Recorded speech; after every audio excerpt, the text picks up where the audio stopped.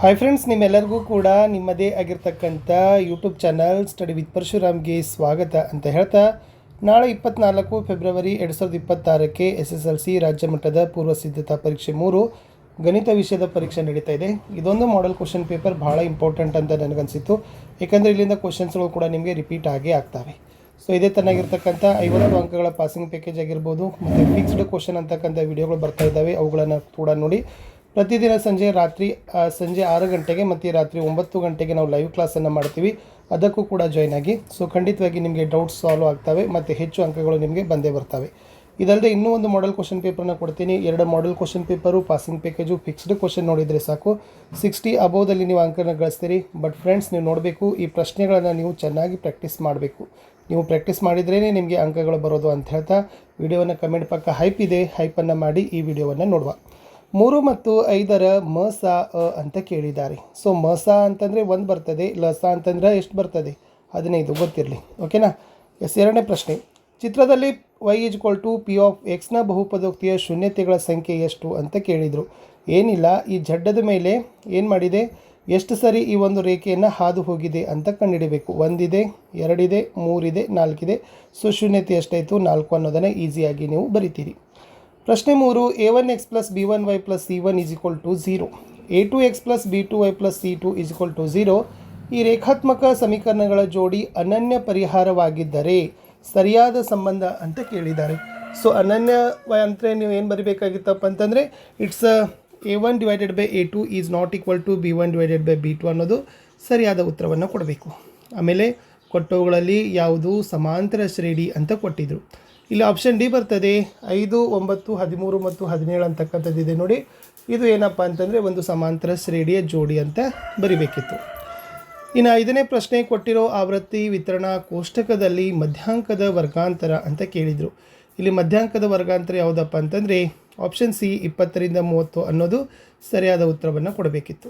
ಇನ್ನು 6ನೇ ಪ್ರಶ್ನೆ, cot A = 3 tan A ಆದರೆ ಕೋನ ಏನ ಅಳತೆ ಎಷ್ಟು? ಸೊ ಅದು ನಿಮಗೆ ಗ್ರಾಫ್ ಗೊತ್ತಾದರೆ ಗೊತ್ತಾಗ್ತದೆ. 30 ಡಿಗ್ರಿ. ಸೊ ಟ್ರಿಗ್ನಾಮೆಟ್ರಿಯಲ್ಲಿ ಕೋಷ್ಟಕ ಇದೆ ನೋಡಿ. ಸೊ ಕೋನಗಳು ಮತ್ತು ಡಿಗ್ರಿಗಳು ಅದನ್ನು ನೀವು ಚೆನ್ನಾಗಿ ಏನು ಮಾಡಬೇಕು, ಬ್ಯಾಹೆಟ್ ಮಾಡಬೇಕು. 1 ಅಂಕ ಅಲ್ಲಿಂದ ಬರ್ತದೆ. 2 ಮಾರ್ಕ್ಸ್ ಕ್ವಶನ್ ಕೂಡ ನೀವು ಅಲ್ಲಿಂದ ಸಾಲ್ವ್ ಮಾಡ್ತೀರಿ. ಎಸ್. P - 4 - 5 ಎಳೆದ ಲಂಬ ಎಕ್ಸ್ ಅಕ್ಷವನ್ನು ಕ್ಯೂ ಬಿಂದುವಿನಲ್ಲಿ ಛೇದಿಸ್ತದೆ. ಹಾಗಾದರೆ ಕ್ಯೂ ಬಿಂದುವಿನ ನಿರ್ದೇಶಾಂಕಗಳು ಏನಾಗಿರ್ತವೆ ಅಂತ ಕೇಳಿದ್ದಾರೆ. ಸೊ ಆಬ್ವಿಯಸ್ಲಿ -4 0 ಅನ್ನೋದು ಆಗಿರ್ತದೆ. ಇನ್ನು 8ನೇ ಪ್ರಶ್ನೆ, 6 ಮತ್ತು -1 ಮೂಲಗಳಿರುವ ವರ್ಗ ಸಮೀಕರಣ ಯಾವುದು ಅಂತ ಕೇಳಿದ್ದಾರೆ. 6 ಮತ್ತು -1 ಮೂಲ ಬರಬೇಕು. ಸೊ ಏನಪ್ಪ ಅಂದರೆ ಆಪ್ಷನ್ ಬಿ ಬರ್ತದೆ. x² - 5x - 6 = 0 is the right answer. 1 marker question, 2 ಚರಾಕ್ಷರವುಳ್ಳ ರೇಖಾತ್ಮಕ ಸಮೀಕರಣಗಳ ಜೋಡಿ ಅಸ್ಥಿರ ಜೋಡಿಯಾಗಿದ್ದರೆ ಅವು ಎಷ್ಟು ಪರಿಹಾರವನ್ನು ಹೊಂದುತ್ತವೆ ಅಂತ ಕೇಳಿದ್ದಾರೆ. ಅದಕ್ಕೆ ಪರಿಹಾರಗಳನ್ನೇ ಹೊಂದಿರುವುದಿಲ್ಲ, ಯಾಕೆಂದರೆ ಅಸ್ಥಿರ ಜೋಡಿ ಅಂತ ಇದೆ. ಎಸ್. ಚಿತ್ರದಲ್ಲಿ ಡಿ ಸಮಾಂತರ ಬಿ ಸಿ ಅದ, ಎ ಡಿ 2 ಸೆಂಟಿಮೀಟರ್ ಅದ, ಬಿ ಡಿ 6 ಸೆಂಟಿಮೀಟರ್ ಅದ. ಸೊ ಡಿ ಅನುಪಾತ ಬಿ ಸಿಯನ್ನು ಕಂಡುಹಿಡಬೇಕು. ಅವಾಗ ನಾವೇನು ಮಾಡಬೇಕು, ಎ ಡಿ ಅನುಪಾತ ಎ ಬಿ 2:8 ಅದ. ಅದನ್ನು ಸಾಮಾನ್ಯ ರೂಪಕ್ಕೆ ತಂದರೆ 1:4 ಆಗ್ತದೆ. ಹಾಗಾದರೆ ಡಿ ಅನುಪಾತ ಬಿ ಸಿನೂ ಕೂಡ 1:4 ಬರಬೇಕು. ಎಸ್. 11ನೇ ಪ್ರಶ್ನೆ, ಒಂದು ಸಿಲಿಂಡರಿನ ಪಾದದ ಪರಿಧಿ 10 ಸೆಂಟಿಮೀಟರ್, ಎತ್ತರ 25 ಸೆಂಟಿಮೀಟರ್ ಆದರೆ ಪಾರ್ಶ್ವ ಮೇಲ್ಮೈ ವಿಸ್ತೀರ್ಣವನ್ನು ಕಂಡುಹಿಡಿಯಿರಿ. ಸೊ ಏನು ಕೊಟ್ಟಿದ್ದಾರೆ, 2πr ಅಂತ ನಿಮಗೆ ಗೊತ್ತಿದೆ. ಹಾಗಾದರೆ ಇಲ್ಲಿ ಕೊಟ್ಟಿರ್ತಕ್ಕಂಥದ್ದು ಪರಿಧಿ 10 ಸೆಂಟಿಮೀಟರ್ ಕೊಟ್ಟಿದ್ದಾರೆ, ಎತ್ತರ 25 ಸೆಂಟಿಮೀಟರ್ ಕೊಟ್ಟಿದ್ದಾರೆ. ಇನ್ನು ಪಾರ್ಶ್ವ ಮೇಲ್ಮೈ ವಿಸ್ತೀರ್ಣ ಕಂಡುಹಿಡಿತಕ್ಕಂಥ ಸೂತ್ರ 2πrh ಬರೆಯೋಣ. 2 π ಬೆಲೆ 22/7 10 × 25 ಇಟ್ಸ್ ಆಬ್ವಿಯಸ್ಲಿ ಏನಾಗ್ತದಪ್ಪ ಅಂದರೆ 250 cm² ಅಂತಕ್ಕದ್ದನ್ನೇ ನೀವು ಕೊಡಬೇಕು. ಇನ್ನು ಸಂಭವನೀಯತೆಗೆ ಸಂಬಂಧಿಸಿದಂತೆ P of P = P of E' ಬೆಲೆಯನ್ನು ಕಂಡುಹಿಡಬೇಕು. ಸೊ ಎಷ್ಟಾಗ್ತದೆ, ವೆರಿ 1 ಅನ್ನೋದು ಅಗದಿ ಸರಳವಾಗಿರ್ತಕ್ಕದ್ದನ್ನು ಬರಿಬೋದು. ಇನ್ನು ಒಂದು ಸಮಾಂತರ ಶ್ರೇಣಿಯಲ್ಲಿ 7ನೇ ಪದ 4ನೇ ಪದಕ್ಕಿಂತ 12ರಷ್ಟು ಹೆಚ್ಚಾಗಿದ್ದರೆ ಸಾಮಾನ್ಯ ವ್ಯತ್ಯಾಸವನ್ನು ಕಂಡುಹಿಡಿಯಿರಿ. ಏನು ಕೇಳಿದ್ದಾರೆ, 7ನೇ ಪದ ಅಂದರೆ A7, ಓಕೆನಾ. 4ನೇ ಪದಕ್ಕಿಂತಂದರೆ A4 ಎಷ್ಟು 12, ಓಕೆನಾ. ಅವಾಗ ಇದೇನಾಗ್ತದೆ, A + 6D = A + 3D + 12 ಅಂದರೆ 6D - 3D = 12, 3D = 12, D = 12/3 ಅಂದರೆ 4 ಅಂತ ಉತ್ತರವನ್ನು ಕೊಡಬೇಕು. ಇನ್ನು ಕೊಟ್ಟಿರೋ ಚಿತ್ರದಲ್ಲಿ R ತ್ರಿಜ್ಯ ಮತ್ತು L ಓರೆ ಎತ್ತರವಿರುವ ಒಂದು ಶಂಕುವನ್ನು R ತ್ರಿಜ್ಯವಿರುವ ಅರ್ಧಗೋಳದ ಮೇಲೆ ಇಟ್ಟಿದ್ದಾರೆ. ಉಂಟಾದ ಘನಾಕೃತಿಯ ಪೂರ್ಣ ಮೇಲ್ಮೈ ವಿಸ್ತೀರ್ಣ ಕಂಡುಹಿಡಿಯುವ ಸೂತ್ರವನ್ನು ಬರೀರಿ. ಸೊ ಪೂರ್ಣ ಮೇಲ್ಮೈ ವಿಸ್ತೀರ್ಣ ಕಂಡುಹಿಡಿತಕ್ಕಂಥ ಸೂತ್ರ pi R L plus 2 pi R cube R square is the right answer. ಇನ್ನು ಇದರಲ್ಲಿ ಕೋನ ಪಿನ ಅಳತೆಯನ್ನು ಕೊಟ್ಟಿದ್ದಾರೆ. ಆಲ್ರೆಡಿ ಕೋನ ಬಿ 80 ಅಂತ ಹೇಳಿದರು, ಕೋನ ಸಿ 40 ಡಿಗ್ರಿ ಅಂತ ಹೇಳಿದ್ದಾರೆ. ತ್ರಿಭುಜ ಎ ಬಿ ಸಿ ಮತ್ತು ತ್ರಿಭುಜ ಪಿ ಕ್ಯೂ ಆರ್ ಇದ್ದಾವೆ. ಆವಾಗ ಕೋನ ಪಿ = ಕೋನ ಎ ಅಂದರೆ 180 degree minus 80 degree plus 40 degree, ಅಂದರೆ 180ರಲ್ಲಿ 120 ಕಳೆದ್ರೆ 60 ಡಿಗ್ರಿ ಉಳಿಬೇಕು. ಇನ್ನು P of X = x² + 3x + k. ಈ ಬಹುಪದೋಕ್ತಿಯ ಶೂನ್ಯತೆಗಳು ಪರಸ್ಪರ ವ್ಯುತ್ಕ್ರಮಗಳಾದರೆ ಕೇನ ಬೆಲೆಯನ್ನು ಕಂಡುಹಿಡಿಯಿರಿ. ಸೊ ಅವಾಗ ಬರೀಬೇಕು ಶೂನ್ಯತೆಗಳು ಪರಸ್ಪರ ವ್ಯುತ್ಕ್ರಮಗಳಾದರೆ ಶೂನ್ಯತೆಗಳ ಗುಣಲಬ್ಧ ಒಂದೇ ಆಗಿರ್ತದೆ. ಸೊ ಹಾಗಾದರೆ ಕೆ = 1 ಅಂತ ಬರೆದ್ರೆ ಸಾಕು. 2 ಮಾರ್ಕರಲ್ಲಿ ಸಮಾಂತರ ಶ್ರೇಣಿಯಲ್ಲಿ S28 ಅದ, 79 ಅದ. ಮೊದಲ ಪದವನ್ನು ಕಂಡುಹಿಡಿಬೇಕು ಎ ಎಸ್. ಇಲ್ಲಿ ಬರ್ಕೊಡ್ರಿ S20 = 820, S20 = 79, N 20 ಅದ. ಅವಾಗ ಈ ಸೂತ್ರ ಹಾಕಬೇಕು SN = n/2 a + an. ಅವಾಗ ಬೆಲೆಗಳನ್ನು ತುಂಬಿದಾಗ ನಮಗೆ 3 ಅನ್ನೋದು ಉತ್ತರವನ್ನು ಬರಬೇಕು. ಇನ್ನೊಂದು ಪ್ರಶ್ನೆ ಕೊಟ್ಟಿದ್ದರು, 201ರಿಂದ 401 ನಡುವಿನ 6ರಿಂದ ಭಾಗವಾಗುವ ಸಂಖ್ಯೆಗಳು ಎಷ್ಟು ಅಂತ ಕೇಳಿದರು. ಸೊ ನಮಗೆ ಸಿಗ್ತದೆ 204ದಿಂದ ಪ್ರಾರಂಭ ಮಾಡಿ 396ರವರೆಗೆ 6ರಿಂದ ಭಾಗ ಹೋಗ್ತಕ್ಕಂಥ ಸಂಖ್ಯೆಗಳು ಇದ್ದಾವೆ. ಇದನ್ನು ಹೀಗೂ ಬರಿತೀರಿ. ಸೊ ಒಂದು ಶ್ರೇಣಿ ರೆಡಿ ಮಾಡ್ಕೋಬೇಕು. ಎ 204, ಬಿ 210ರಲ್ಲಿ 204 ಕಳೆದ್ರೆ 6 ವ್ಯತ್ಯಾಸ, AN 396, N ಕಂಡುಹಿಡಬೇಕು. ಆವಾಗ ಸೂತ್ರ AN = a + n - 1 × d ಬರ್ತದೆ. ಎ ಬೆಲೆ 204, ಡಿ ಬೆಲೆ 6. ಏಕೆ ಅವುಗಳನ್ನು ಹಾಕಿದರೆ ನಮಗೆ ಉತ್ತರ ಬರ್ತದೆ. ಸೊ ಟೋಟಲ್ ವ್ಯಾಲ್ಯೂ ಎಷ್ಟು ಬರಬೇಕು? 33 ಅನ್ನೋದು ಬಂದರೆ ಸಾಕು. ಇನ್ನು ಕೊಟ್ಟಿರೋ ರೇಖಾತ್ಮಕ ಸಮೀಕರಣಗಳ ಜೋಡಿಯನ್ನು ಸೂಕ್ತ ವಿಧಾನದಿಂದ ಬಿಡಿಸ್ರಿ. ಸಮೀಕರಣ ಕೊಟ್ಟಿದ್ದರು 2x + y = 8, 3x - y = 7. ಅವಾಗ ಇಲ್ಲಿ ಈ ವೈ ಹೋಗ್ತದೆ, ಈ ವೈ ಹೋಗ್ತದೆ, ಉಳಿದಿದ್ದು 5x 15 ಉಳಿತದೆ. ಅವಾಗ ಎಕ್ಸ್ನ ಬೆಲೆ 15/5 ಅಂತಂದರೆ 3 ಅಂತ ಬರ್ತದೆ. ಇದೇ 3ಅನ್ನು ಏನು ಮಾಡಬೇಕು? ಎಕ್ಸ್ನ ಬೆಲೆಯನ್ನು 1ರಲ್ಲಿ ಹಾಕಬೇಕು. ಅಂದರೆ 2x + y = 8 ಅದಲ್ಲ, 2 × 3 + y = 8 ಅಂತ ಹಾಕಬೇಕು. ಅವಾಗ y ಬೆಲೆ ಏನಾಗಿರ್ತದಪ್ಪ ಅಂದರೆ 2 ಅಂತ ಬರ್ತದೆ. ಎಸ್. ಮುಂದಿನ ಪ್ರಶ್ನೆ 2x² + 3x - 7 = 0. ಈ ವರ್ಗ ಸಮೀಕರಣದ ಶೋಧಕವನ್ನು ಕಂಡುಹಿಡಿಯಿರಿ, ಮೂಲದ ಸ್ವಭಾವವನ್ನು ನಿರ್ಧರಿಸಿ. ಬರ್ಕೊಡ್ರಿ 2x² + 3x - 7 = 0. ಇಲ್ಲಿ a 2 ಅದ, b + 3 ಅದ, c - 7 ಅದ. ಶೋಧಕ ಕಂಡುಹಿಡಿತಕ್ಕಂಥ ಸೂತ್ರ ಗೊತ್ತದ, b² - 4ac. ಬೆಲೆಗಳನ್ನು ತುಂಬ್ರಿ. ಸೊ ಬೆಲೆಗಳು ತುಂಬಿದಾಗ 65 > 0 ಅಂತ ಬರ್ತದೆ. ಇದು ವಾಸ್ತವಗಳು, ಮೂಲಗಳು ವಾಸ್ತವ ಮತ್ತು ಭಿನ್ನ ಅಂತ ಬರೆದ್ರೆ ಸಾಕು. ಇನ್ನು √π ಒಂದು ಅಭಾಗಲಬ್ಧ ಸಂಖ್ಯೆ ಅಂತ ಸಾಧಿಸಿ ಅಂತ ಕೇಳಿದರೆ ಇದು ಮೋಸ್ಟ್ ಇಂಪಾರ್ಟೆಂಟ್. ಸೊ ಚೆನ್ನಾಗಿ ನೋಡಿ. ಸೊ ಫಸ್ಟ್ ಏನು ಬರೀಬೇಕು? √π ಒಂದು ಭಾಗಲಬ್ಧ ಸಂಖ್ಯೆ ಆಗಿರಲಿ ಅಂತ ಬರ್ಕೋರಿ. ಅವಾಗ √π = a/b. ಅಂದರೆ a ಮತ್ತು b ಸಹ ಅವಿಭಾಜ್ಯಗಳು. b = = 0. a = 5 = a² ಎರಡೂ ಕಡೆ ವರ್ಗವನ್ನು ಮಾಡಬೇಕು. ಅವಾಗ 5b² - a². ಅವಾಗ ಏನಾಗ್ತದಪ್ಪ ಅಂದ್ರೆ a² = 5k ಆಗಿರಲಿ, k ಒಂದು ಪೂರ್ಣಾಂಕ. ಅವಾಗ a = 5k ಅನ್ನು 1ರಲ್ಲಿ ಆದೇಶ ಮಾಡೋಣ. 5b² = 25k². ಅವಾಗ b² = 5k² ಆಗ್ತದೆ.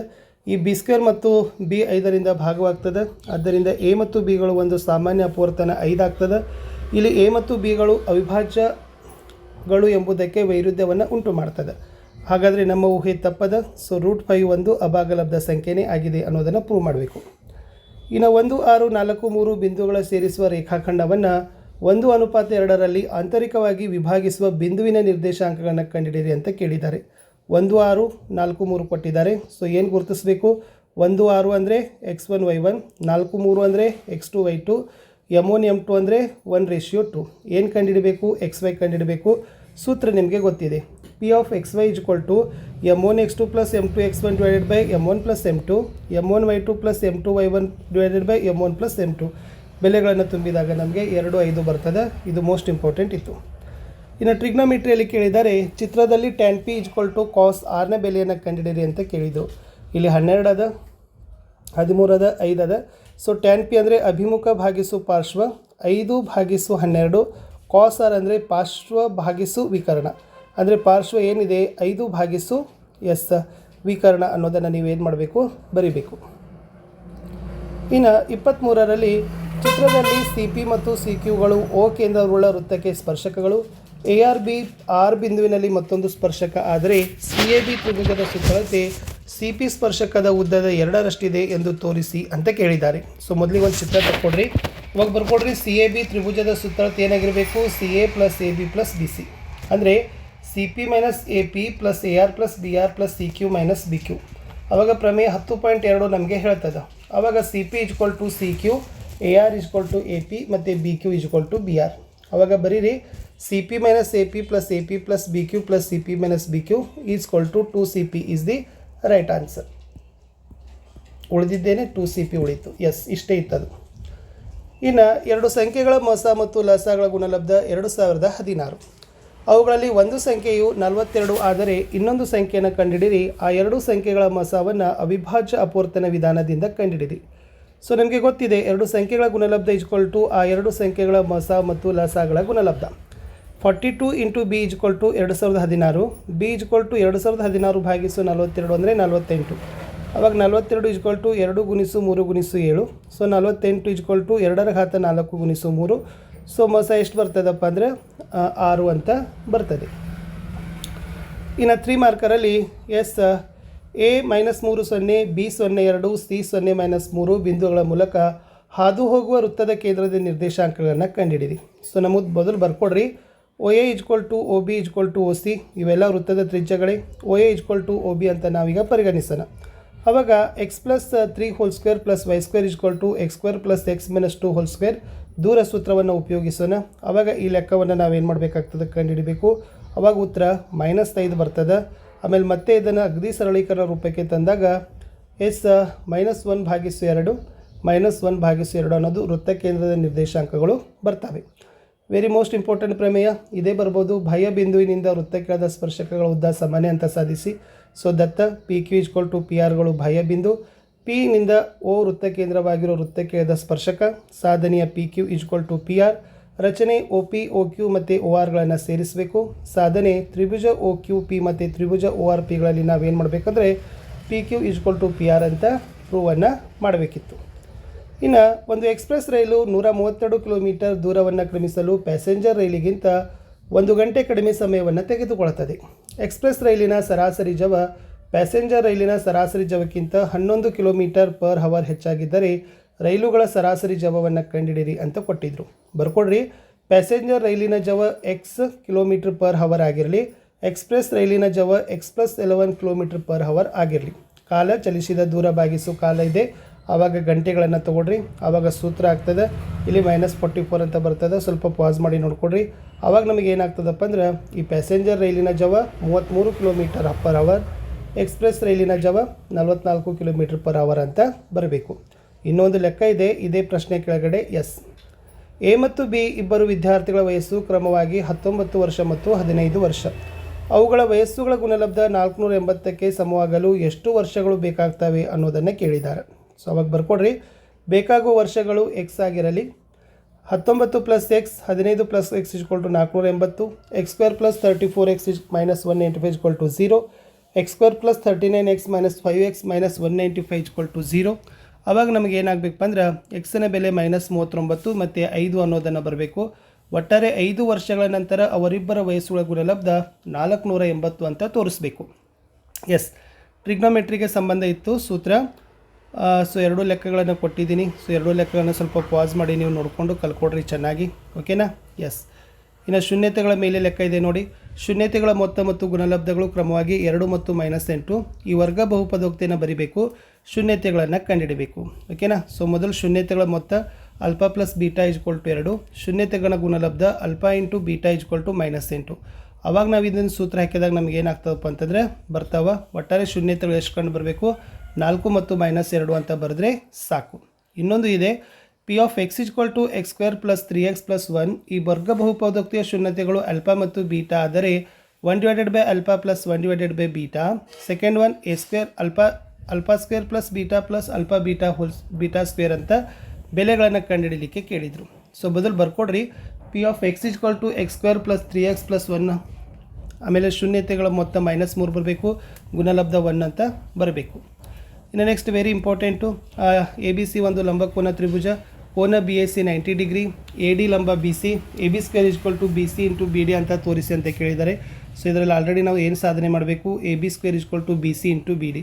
ಇಟ್ಸ್ ವೆರಿ ಈಸಿ ಅದ, ಇದನ್ನು ಕೂಡ ನೀವು ಮಾಡ್ತೀರಿ.